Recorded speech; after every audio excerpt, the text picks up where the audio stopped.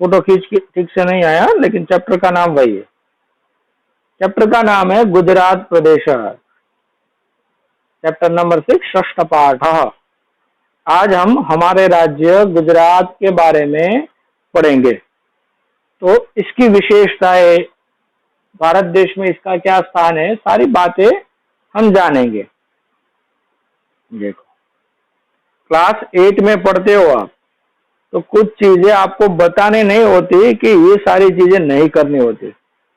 छोटे नहीं हो अब आप, तो उसके विषय में आज पढ़ेंगे। तो उससे पहले हम भारत में कितने राज्य, ये आप जान लो। तो 29 राज्य और 9 यूनियन टेरिटरी, यानी कि 9 केंद्र शासित प्रदेश। 7 थे, लेकिन जम्मू और कश्मीर और लद्दाख को अलग कर दिया, इसलिए 9 यूनियन टेरिटरी बन गई। तो गुजरात के बारे में आज पढ़ेंगे। तो पहले जब भारत आजाद हुआ तो गुजरात अलग राज्य नहीं था, वो महाराष्ट्र के साथ महागुजरात कहलाया जाता था और मुंबई में उसकी राजधानी थी।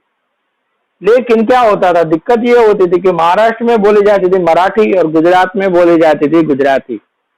तो एक ही राज्य में 2 अलग अलग भाषाएं, ये नहीं चल सकता। इसलिए इंदुलाल याग्निक, जो एक राजकोट के नेता है, उनके द्वारा गुजरात को अलग करने का एक आंदोलन शुरू हुआ और फिर जवाहरलाल नेहरू की मर्जी से और हमारी संसद की बिल पास किया गया और 1 मई सन 1960 के दिन गुजरात राज्य को अलग किया गया। किस दिन गुजरात की शुरुआत हुई? तो 1 मई 1960, तो वो याद रखना। और फिर गुजरात की अलग राजधानी बनाई गई। गांधीनगर पहली राजधानी थी, हमारा अहमदाबाद ही था। अहमदाबाद में संसद, हमारा विधानसभा का कार्यालय होता था, लेकिन बाद में उसका एक अलग राजधानी पाटनगर बनाया गया। तो उसी के बारे में आज हम पढ़ेंगे। तो यहाँ पर बात कर रहे प्रमोद कथयति विमल तुम अवकाश काले पर्यटनार्थम कुत्र आगच्छ। कुत्र आगच्छ। तो प्रमोद कहता है, विमल को पूछ रहा है कि विमल, तुम यानी कि तुम अवकाश काले, अवकाश यानी कि छुट्टी, छुट्टी के समय में पर्यटनार्थम यानी कि घूमने के लिए, कुत्र गच्छ, कहाँ गया था, यानी कि जब छुट्टी थी तब तुम घूमने के लिए तू कहाँ गया था, ऐसा प्रमोद विमल को पूछ रहा है। तो विमल कहता है, अहम परिवारेण सह भ्रमणाय गुजरात प्रदेशम अगच्छम। तो प्रमोद विमल कहता है, हम यानी कि मैं, परिवारेण सह परिवार के साथ, भ्रमणाय गुजरात प्रदेशम अगच्छम यानी कि घूमने के लिए, भ्रमणाय यानी कि घूमने के लिए गुजरात प्रदेश गया था। यहाँ पर देखो, भ्रमणाय सह परिवारेण सह ऐसा शब्द है। देखो, पिछले साल 7वीं कक्षा में मैंने आपको वाक्य रचना सिखाई थी, संस्कृत की वाक्य रचना मैंने आपको सिखाई थी। तो उसमें भी एक प्रकार आता है उपपद वाक्य रचना, उपपद विभक्ति भी उसे कहते हैं। तो जब सह शब्द लगता है, कौन सा सह? 3 शब्द, सह, सार्धम और साकम, तीनों का मतलब होता है साथ। ये तीनों शब्द जिसके साथ लगे उसकी विभक्ति होती है तृतीया। कौन सी विभक्ति होती है? तृतीया। तो यहाँ पर परिवार का शब्द है, तो इसीलिए सह शब्द लगा, तो वहां पर हो गया परिवारेण, जैसे कि बालेन, रामेण। इसीलिए के विमल कहता है, मैं परिवार के साथ घूमने के लिए गुजरात प्रदेश गया था। आगे कहता है प्रमोद, गुजरात अस्तु दर्शनीय प्रदेश अस्ति। प्रमोद कहता है, गुजरात अस्तु, आप संधि सीखते होगे, तो गुजरात प्लस अस्तु, ये गुजरात दर्शनीय प्रदेश है, यानी कि देखने लायक प्रदेश है, देखने लायक राज्य है, स्टेट है। अहम अपि तस्य विषये ज्ञातुम इच्छामि। अहम अपि, अहम प्लस अपि, संधि है यहाँ पर, अहम प्लस अपि, कि मैं भी तस्य विषय, उसके विषय में, यानी कि उसके बारे में, ज्ञातुम इच्छामि, जानना चाहता हूं। वो कहता है गुजरात तो देखने लायक राज्य है, और मैं भी उसके बारे में जानना चाहता हूं। यानी कि विमल जो घूमने गया था गुजरात, तो उसे वो पूछता है तूने गुजरात में क्या क्या देखा, गुजरात की कुछ जानकारी मुझे दे तू। वो भी जानना चाहता है गुजरात में क्या है। तो विमल कहता है कि बाडम, बाडम यानी कि ठीक है। हम ऐसे कहते हैं ना, गुजराती में कहते हैं भले, हम हिंदी में कहते हैं ठीक। तो उसी के लिए संस्कृत में शब्द उपयोग होता है बाडम, बाडम। चल ठीक, मैं बताता हूँ ऐसे कि बाडम अयम प्रदेश भारतस्य पश्चिम दिशायां स्थितः अस्ति। कि यह प्रदेश, अयम प्रदेश यानी कि यह प्रदेश भारतस्य, भारत की पश्चिम दिशायाम, पश्चिम दिशा में स्थित है। यानी कि गुजरात राज्य भारत की पश्चिम दिशा में आया हुआ है। इसीलिए हमारे भारत, गुजरात में जो रेलवे चलती है उसमें आप देखते होंगे तो वेस्टर्न रेलवे बोला जाता है, क्योंकि वेस्टर्न रेलवे यानी कि पश्चिमी रेलवे। आगे कहते हैं अस्य एकतः राजस्थानम मध्य प्रदेश च अस्ति अपरतः अरब सागर विद्यते। यानी कि गुजरात प्रदेश से लगे हुए दूसरे राज्य कौन कौन से, तो वो बताया कि एकतः यानी कि इसकी एक बाजू में, एक साइड में राजस्थानम और दूसरी साइड में मध्य प्रदेश अस्ति, अपरतः और एक साइड में अरब सागर यानी कि समुद्र, जिसे हम अरबियन सी कहते हैं या फिर अरबी समुद्र भी कहते हैं, यानी कि अरबी समुद्र है।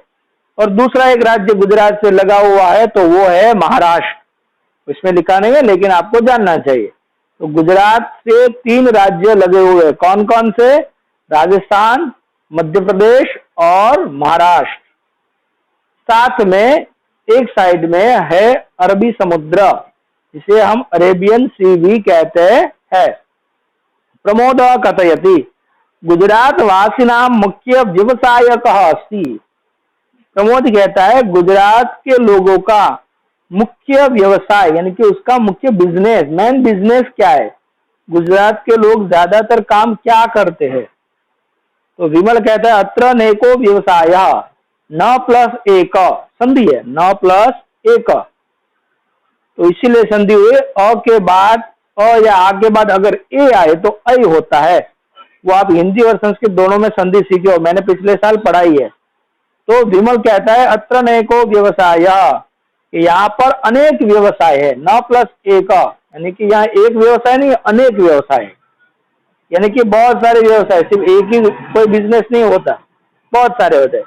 गुजरात प्रदेश वस्त्रोद्योगे प्रमुख, गुजरात प्रदेश वस्त्र प्लस उद्योग, संधि है। अ के बाद अ और आ के बाद अगर उ की मात्रा है तो क्या होता है? ओ होता है। वो आप सीखे, जैसे कि सूर्य प्लस उदय तो हम क्या बोलते हैं? सूर्योदय। जैसे कि प्रश्न प्लस उत्तर तो हम क्या बोलते हैं? प्रश्नोत्तर। तो इसी तरह यहाँ पर वस्त्र प्लस उद्योगे, तो यहाँ पर हुआ वस्त्रोद्योगे, यानी कि गुजरात प्रदेश वस्त्रोद्योगे यानी कि वस्त्र के उद्योग में प्रमुख है, आगे है।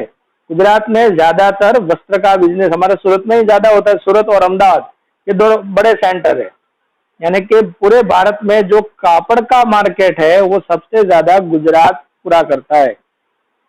आगे कहते हैं प्रमोद कथयति आम सुरती शाटिकया च अपरिचित, यानी कि प्रमोद कहता है हाँ, आम यानी कि हाँ, सुरती शाटिकया, शाटिकया यानी कि साड़ी, कि सूरत की साड़ी से कौन अपरिचित है, यानी कि उसे कौन नहीं जानता।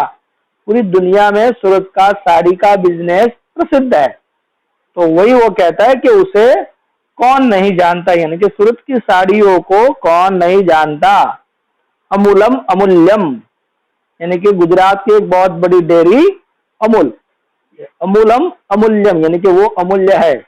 देखो ये एक बात अलग है, अमूल पूरी दुनिया में प्रसिद्ध है, लेकिन वो एशिया की सबसे बड़ी डेयरी नहीं है।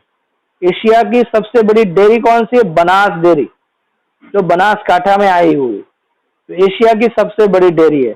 लेकिन अमूल ने ज्यादा नाम कमाया इसलिए वो प्रसिद्ध है। तो अमूलम अमूल्यम कहां पर आई है अमूल डेयरी? तो आनंद में, वो याद रखना।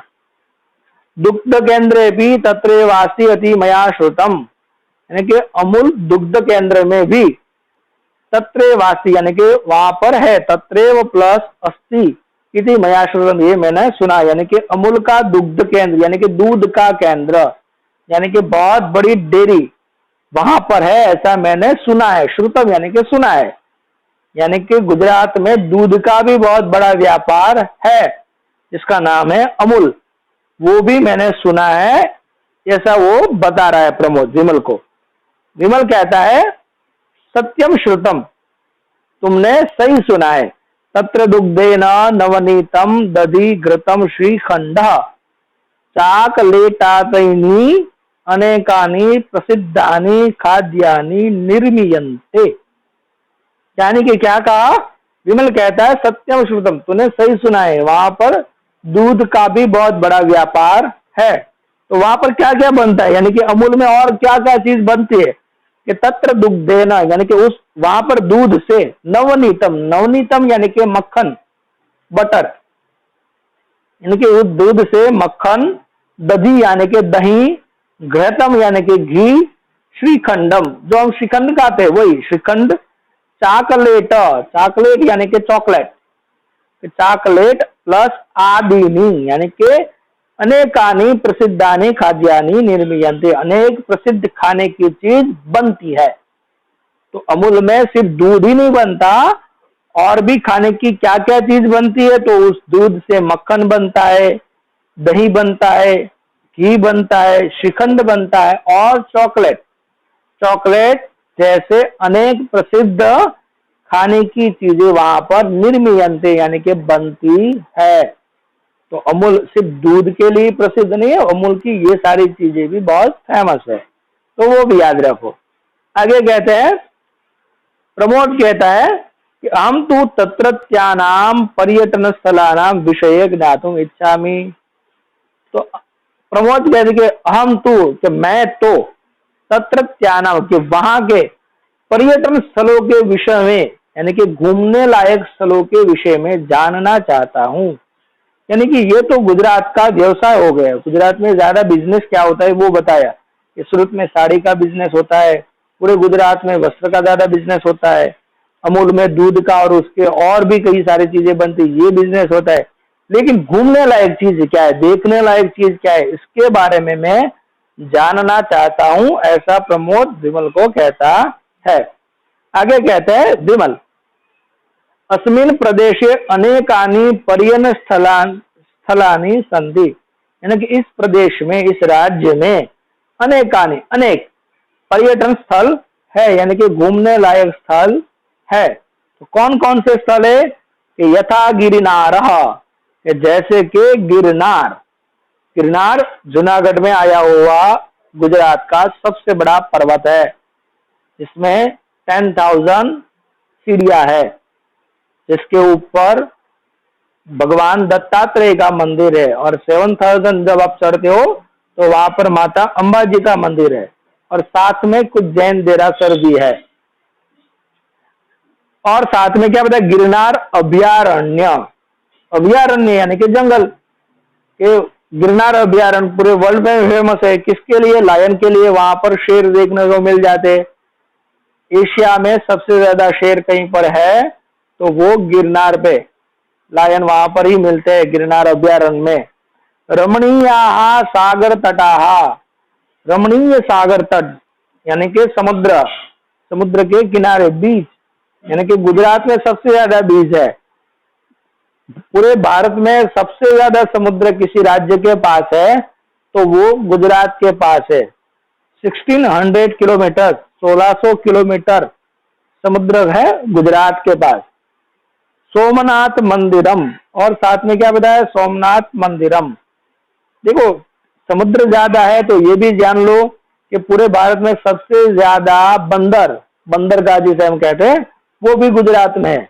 और भारत का सबसे बड़ा बंदरगाह कोई कहा जाता है तो कच्छ में आया हुआ कंडला, और मुंद्रा भी अब बहुत विकसित हो चुका है। तो ये सारे बंदर, भारत में ज्यादातर जो विदेश में व्यापार होता है समुद्र से, तो वो कंडला बंदर से ही होता है। तो ये सागर है, समुद्र है, इसलिए ये व्यापार भी गुजरात में बहुत ज्यादा होता है। उसके बाद क्या बताया, सोमनाथ मंदिरम, जो पहले जूनागढ़ जिले में ही आता था लेकिन अब अलग जिला बन चुका है, गिर सोमनाथ। तो वेरावल के पास ये सोमनाथ मंदिर है, जो बहुत ही दुनिया में प्रसिद्ध है, हिंदू धर्म की आस्था का केंद्र है। पूरे भारत में भगवान शिव के 12 ज्योतिर्लिंग मुख्य कहलाते हैं, तो उसमें सबसे पहला ज्योतिर्लिंग कोई कहा जाता है तो वो है सोमनाथ। इसका नाम सोमनाथ क्यों है ये भी जान लो। जैसे कि हमारे 7 वार होते हैं, जैसे कि भगवान सूर्य के नाम से पहला वार है रविवार, जिसे हम संडे कहते हैं, तो रवि सूर्य का एक नाम है। इसी तरह दूसरा वार है चंद्र के नाम ऊपर से, तो चंद्र का एक दूसरा नाम है सोम। तो भगवान चंद्र के द्वारा ये शिवलिंग स्थापित किया गया था। भगवान चंद्र को एक श्राप मिला था, उस श्राप की मुक्ति के कारण भगवान शिव की उन्होंने उपासना की थी, तपस्या की थी, और फिर भगवान शिव वहां पर उनको प्रसन्न हुए और फिर उनकी कृपा से उन श्राप में से मुक्त हुए। फिर उनके द्वारा वहां पर एक शिवलिंग स्थापित किया गया और चंद्र के नाम ऊपर से वो शिवलिंग का नाम रखा गया सोमनाथ। तो याद रखो, सोमनाथ हमारे 12 ज्योतिर्लिंग में से सबसे पहला ज्योतिर्लिंग है भगवान शिव जी का, जिसे आप इतिहास में पढ़ते होगे तो आप जानते होगे कई बार विदेशी आक्रामकताओं ने, यानी कि मोहम्मद गजनी से शुरू करके और भी कई विदेशियों ने उस मंदिर को तोड़ा था। भारत में पहले वो सबसे ज्यादा अमीर मंदिर माना जाता था, बहुत ज्यादा पैसा था, पूरे सोने का था, लेकिन कई बार उसे लूटा गया। लेकिन जब भारत आजाद हुआ तो उस मंदिर को, अभी जो आप मंदिर देखते हैं ना, उस मंदिर को सरदार वल्लभ भाई पटेल ने बनवाया और हमारे पहले राष्ट्रपति डॉक्टर राजेंद्र प्रसाद के द्वारा उनके हाथों से वहां पर भगवान शिव की फिर से प्राण प्रतिष्ठा की गई। तो ये सोमनाथ मंदिर का छोटा सा इतिहास मैंने आपको बताया, लेकिन अगर आपको डिटेल में जानना हो तो जब हम स्कूल में फिर से मिले तो मुझे याद दिलवाना, मैं आपको डिटेल में पूरी बात बताऊंगा। फिर बताया द्वारकाधीश मंदिरम, भगवान कृष्ण का द्वारकाधीश मंदिर, वो भी द्वारिका में आया हुआ है, समुद्र के किनारे पर। हमारे धर्म में यानी कि हिंदू धर्म में 4 मुख्य धाम कहलाते हैं, जो चारों अलग अलग दिशाओं में है। एक धाम कहलाता है बद्रीनाथ, जो हिमालय में है, उत्तराखंड में। दूसरा धाम कहलाता है जगन्नाथपुरी, जो पूर्व में है, उड़ीसा में। फिर एक कहलाता है रामेश्वर, जो दक्षिण में है, तमिलनाडु में। और एक कहलाता है द्वारिका, जो पश्चिम में। चारों अलग अलग दिशाओं में। 3 है समुद्र के किनारे, जगन्नाथपुरी, रामेश्वर और द्वारिका, ये तीनों समुद्र के किनारे है। और एक है बद्रीनाथ, वो पर्वत के ऊपर है, अलकनंदा नाम की नदी के किनारे पर वो बसा हुआ है, जो हिमालय पर्वत पर है। तो ये चारों धाम है। आगे पर्यटका नाम मनः रंजयति, यानी कि ये द्वारकाधीश मंदिर पर्यटकों की, यानी कि घूमने आने वालों के मन को रंजन करता है, यानी कि खुश करता है, मनोरंजित करता है, क्योंकि वो बहुत ही देखने लायक मंदिर है। भगवान पर आस्था हो तो दर्शन भी करने की इच्छा होती है, तो वो भी इच्छा पूरी होती है। साथ में वहां पर का समुद्र के किनारा भी बहुत अच्छा है, तो इससे भी लोग खुश होते हैं। प्रमोद कथयति तत्र विशिष्टम खाद्यम किम अस्ति, तो प्रमोद कहता है वहां पर विशिष्ट खाने की चीज क्या है, यानी कि गुजरात के लोग ज्यादातर चीज क्या खाते हैं, वहां पर खाने लायक चीजें अच्छी क्या मिलती है।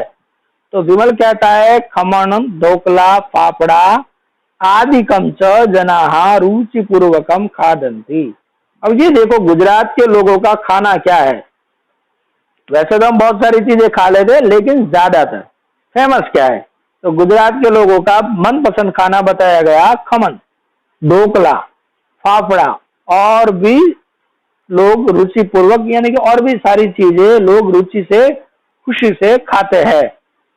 स्वल्पम अम्लता युक्तम मिष्टम भोजनम तेभ्यः रोचते, यानी कि गुजरात के लोगों को खाना क्या पसंद होता है, तो स्वल्पम, सु प्लस अल्पम, ये संधि है क्या, सु प्लस अल्पम, यानी कि थोड़ा पर, अम्लता युक्तम यानी कि खट्टा, थोड़ा पर खट्टा, मिष्ट भोजनम और मीठा, भोजन उनको पसंद आता है। तेभ्यः यानी कि उनको पसंद आता है। रोचते जब शब्द आए रोचते तो आगे वाली शब्द की विभक्ति होती है चतुर्थी, तो ये यहाँ पर बताया गया है।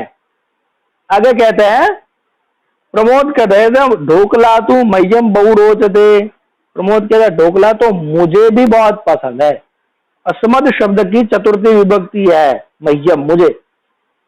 गुजराती जनानाम स्वभावोपि भोजनवत मधुरा प्रिय विनयशील च भवति। यानी कि बताया गया कि गुजराती लोगों का स्वभाव भी भोजनवत यानी कि खाने की तरह मधुर और प्रिय और विनयशील होता है। यानी कि गुजरात के लोग अपने भोजन की तरह जैसा वो खाना खाते हैं, मधुर मीठा खाना खाते हैं, उसी तरह वो मीठी भाषा बोलते हैं और विनयशील होते हैं।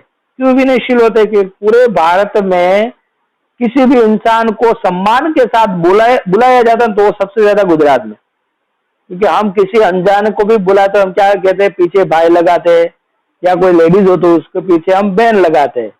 बाकी भारत में या दुनिया की और कहीं भी जगह पे कोई भी हम पीछे लगाते नहीं। पिता का नाम या किसी का भी नाम लगाना हो तो हम ऐसे ही बोल जाएंगे, लेकिन गुजरात में पीछे भाई या बहन या फिर कुमार लगाया जाता है, इसलिए उनको विनयशील बताया गया है।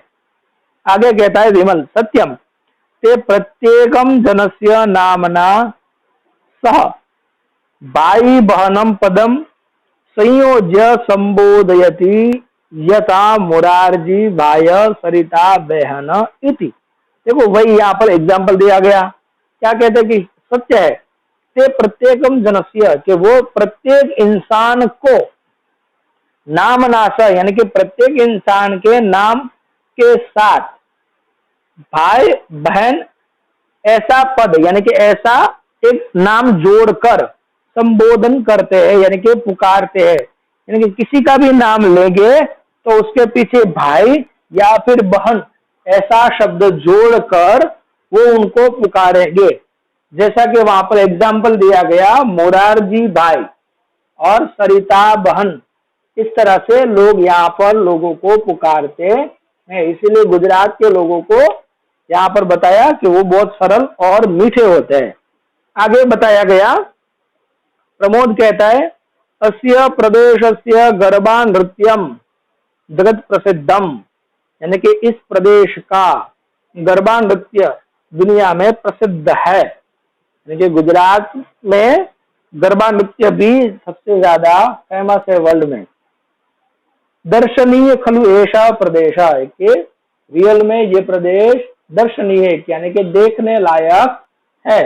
और भी कुछ चीजें यहाँ पर नहीं बताई, जैसे कि गुजरात में सबसे ज्यादा समुद्र तट है, साथ में व्हाइट सफेद रण जिसे हम कहते हैं वो भी पूरे वर्ल्ड में सिर्फ गुजरात में कच्छ में ही है, वो भी देखने लायक है। फिर गुजरात के लोग भी बड़े बड़े महान हो चुके, जैसे कि हमारी आजादी में सबसे ज्यादा जिसका योगदान कहा जाता है तो महात्मा गांधी जो गुजरात के थे। गुजरात में से 2 प्राइम मिनिस्टर भारत में हो चुके। पहले प्राइम मिनिस्टर बने थे मोरारजी देसाई जो गुजरात के थे। अभी दूसरे प्राइम मिनिस्टर गुजरात के बने वो नरेंद्र मोदी। पहले हमारे नायब बड़ा प्रधान यानी कि डेप्यूटी प्राइम मिनिस्टर और गृह मंत्री सरदार वल्लभ भाई पटेल, जिन्होंने पूरे भारत को एक किया। 560 से ऊपर भारत के अलग अलग राज्य थे यानी कि राजाओं के राज्य थे, उन सबको एक करने का काम किसी ने किया तो वो है सरदार वल्लभ भाई पटेल। और ये भी याद रखो कि भारत में सबसे पहला राज्य किसी राजा ने दे दिया। जब ये सारा भारत की आजादी की बात चल रही थी तो सभी भारत के राजा अपना राज्य सौंपे ऐसी अपील की गई, तो उसमें सबसे पहला राज्य किसी ने दे दिया तो वो भी गुजरात के राजा भावनगर के कृष्ण कुमार सिंह जी। उन्होंने सबसे पहला अपना राज्य सरदार वल्लभ भाई पटेल को सौंप दिया कि मैं अपना राज्य भारत एक हो रहा है तो उसमें सौंपना चाहता हूं। तो वो भी भारत के ही गुजरात के ही एक राजा थे जिसने पूरे भारत में सबसे पहला राज्य अपना सौंप दिया, तो वो भी एक जानने लायक है। विमल कहता है अवश्यम सही है तब कामना पूर्ण भवतु, कि तेरी इच्छा पूरी हो, यानी कि तू भी गुजरात देखना जाना चाहता है तो ये तेरी इच्छा पूरी हो, ये यहाँ पर बताया गया है। यहाँ पर योग्यता विस्तार में कुछ देखिए कि जब किसी पद विशेष की समाप्ति समीपता के कारण कारक विभक्ति के स्थान पर किसी अन्य विभक्ति का प्रयोग होता है तो वह उपपद विभक्ति कहलाती है। यानी कि कोई शब्द नजदीक आने के कारण जो कारक की विभक्ति लगती है उसकी जगह पर दूसरी विभक्ति लग जाए तो उसे कहते हैं उपपद विभक्ति। जैसे कि अहम परिवारेण स अगच्छम, तो स शब्द आए तो इसके लिए वहां पर क्या हुआ, परिवारेण। यहाँ सह पद की समीपता के कारण परिवार में तृतीया विभक्ति का प्रयोग किया गया है। मैंने बताया ना आपको, सह शब्द के कारण यहाँ पर तृतीया विभक्ति की गई है। चलिए इसकी एक्सरसाइज देख लेते हैं, फिर आपके क्वेश्चन पे मैं ले लूंगा। Page number 34। तो इसकी एक्सरसाइज में पहले बताया गया सही उत्तर चुनिए कि भारतस्य पश्चिम दिशायाम कः स्थितः अस्ति। उसके ऊपर देखो एक संधि रह गई है। आप 7th में भी संधि सीखे, अभी हिंदी में भी आप संधि सीख रहे हो। तो यहाँ पर देखो गुजरात प्लस अस्तु, तो विसर्ग है गुजरात, विसर्ग है ना, विसर्ग के बाद अगर त आए तो विसर्ग का स हो जाता है, इसलिए वहां पर लिखा है गुजरात अस्तु। विसर्ग का क्या हो गया, स हो गया, तस्तु है ना।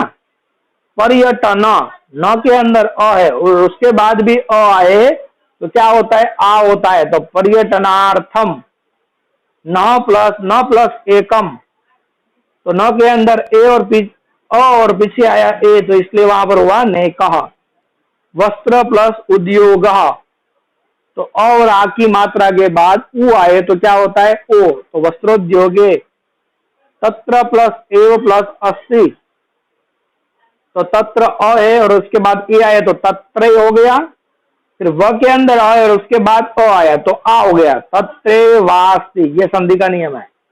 आगे चाकलेट प्लस आदिनी, तो ट के अंदर अ और आ के बाद दोनों मिल जाएगा तो चाकलेट आदिनी, ये शब्द हो गया।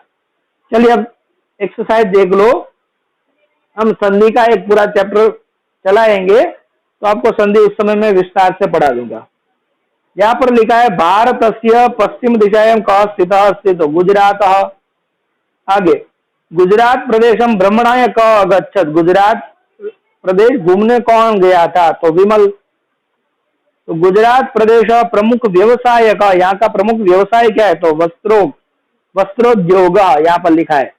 आगे आएगा नवनीतम केन निर्मीयते, नवनीत यानी कि मक्खन किससे बनता है, तो पैसा पुष्पे और फले, यानी पैसा यानी कि दूध से, पुष्पे यानी कि फूलों से, और फले यानी कि फल से, तो क्या आएगा दूध से, पैसा।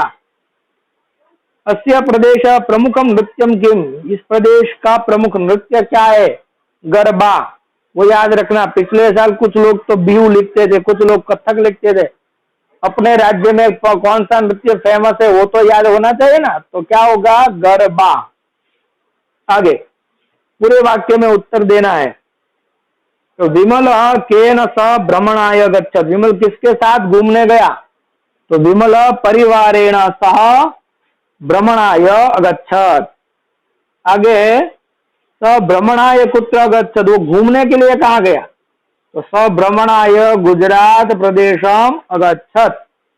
कुत्र की जगह लगा देना है गुजरात प्रदेशम, बाकी सबको ऐसे रहने दो।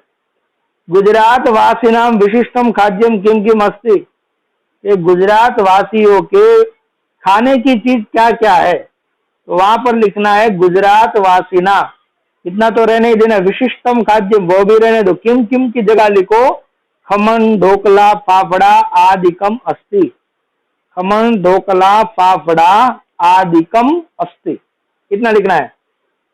आगे लिखना है गुजरात जनेभ्यः कीदृशम भोजनम रोचते, गुजरात के लोगों को कैसा भोजन पसंद आता है, थोड़ा लेकिन खट्टा और मीठा, तो वो लिखो गुजरात जनेभ्यः स्वल्पम स्वल्पम अम्लतायुक्तम मिष्टम भोजनम रोचते, ये आएगा। तत्र कानि स्थानानि पर्यटकानां मनः रंजयति, वहां के कौन से स्थल जो लोगों को मनोरंजित करते हैं? तो वहां पर तत्र गिरनार अभ्यारण्यम, सागर तट सोमनाथ मंदिरम, द्वारकाधीश मंदिरम च पर्यटकानां मनः रंजयति। ये सब लिखना है। आगे प्रश्न बनाने हैं। तत्र विशिष्टम खाद्यम ढोकला अस्ति, तो ढोकला की जगह शब्द लगाना है किम। प्रश्न बनेगा तत्र विशिष्टम खाद्यम किम अस्ति। आगे गुजरात प्रदेशः भारतस्य पश्चिम तटे अस्ति, तो भारतस्य, तो वहां पर लगा देना है कुत्र। कस्य नहीं आएगा, कुत्र आएगा, वो याद रखना। गुजरात प्रदेश वस्त्रोद्योगे प्रमुख, तो उसके जगह पर आएगा कह। क्या आएगा? कह वस्त्रोद्योगे प्रमुख। आगे विमल गुजरात प्रदेशम पर्यटनार्थम अगच्छत, तो किमर्थम, कि विमल गुजरात प्रदेश घूमने के लिए गया था। तो प्रश्न क्या बनेगा? विमल गुजरात प्रदेश क्यों गया था? तो वहां पर लिखना है किमर्थम। आगे दिए गए प्रश्नों के सही उत्तर चुनिए। तो पहला है प्रदीप सुरेशेन सह आपणम अगच्छत। सुरेशेन, सह शब्द है तो तृतीया विभक्ति आएगी, इसलिए वो इसके अनुसार बनाना है, उपपद विभक्ति के अनुसार। बालिका नमति, तो वहां पर नमति शब्द है तो द्वितीय विभक्ति आएगी, मातरम।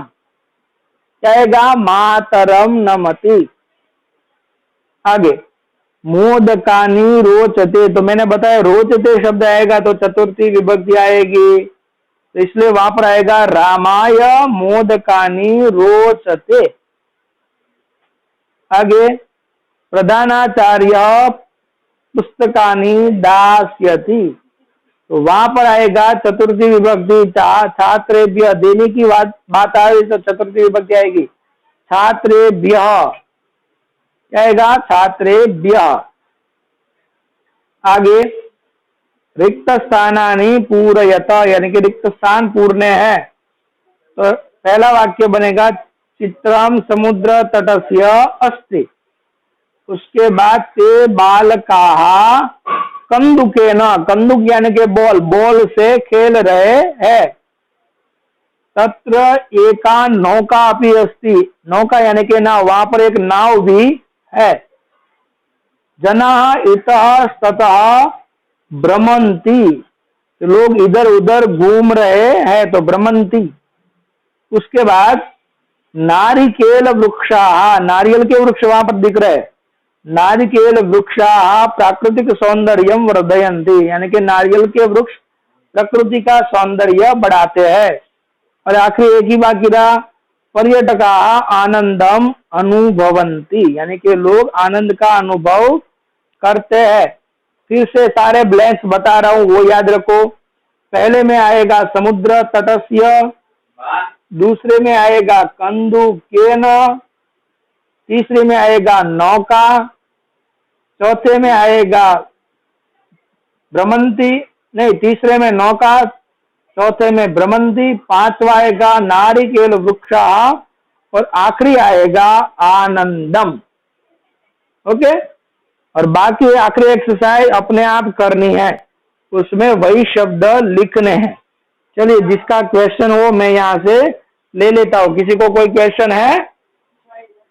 सबको समझ में आ गया? जिसको क्वेश्चन है सबको मैं यहाँ से अनम्यूट करता हूँ, अपने आप को अनम्यूट करो, जो भी क्वेश्चन हो पूछ लो मुझे। नुपुर, यस, क्या क्वेश्चन है? चैप्टर समझ में आ गया? चलिए एक बार सबको अनम्यूट करो, मैं सबको पर्सनली पूछ लेता हूँ। जल, कोई क्वेश्चन है? जल, जल, अपने आप को अनम्यूट करो।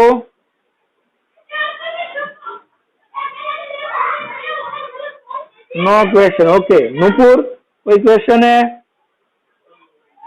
ओके, मिहिर, मिहिर, मिहिर कोई क्वेश्चन है?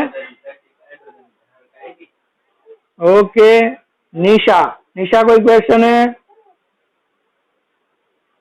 निशा, निशा कोई क्वेश्चन है? जल्दी बताओ, या मैसेज करो या अपने आप को अनम्यूट करो। नो सर, ओके, चलो परम, परम कोई क्वेश्चन है? No sir. प्रिया, प्रिया कोई क्वेश्चन है? प्रिया,